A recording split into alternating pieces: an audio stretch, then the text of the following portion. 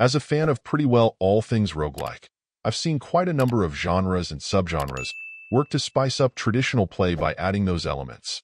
In the case of dotAGE, you have a mix of a city builder and management sim sitting at the base, with you trying to help a small group of pips who've decided to follow an old prophet to try to build a community and survive.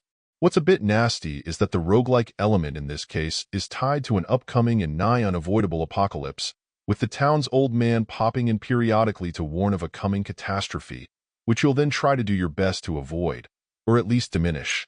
Where the challenge comes in, especially until you've played a few games and have the experience and a few run-spanning upgrades to help, is in how wildly unpredictable your crisis of the moment may be.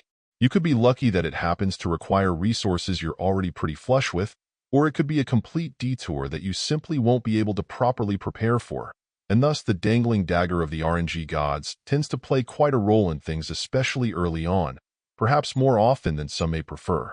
Your weapons to combat all of these upheavals will be effective resource management, getting started by establishing your core town, assigning your workers to productive tasks, and slowly building up your community.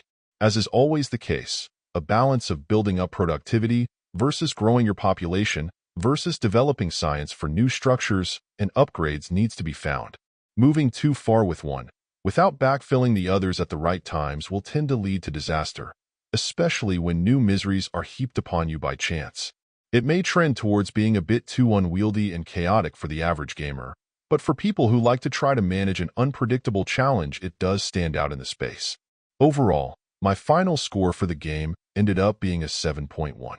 And if you're interested in picking it up, it's currently available on the Switch eShop for $17.59. Thank you for taking the time to listen to this review. And if you'd like more information or ideas of indie games worth checking out on Switch, be sure to click on the link provided in the description. Until next time.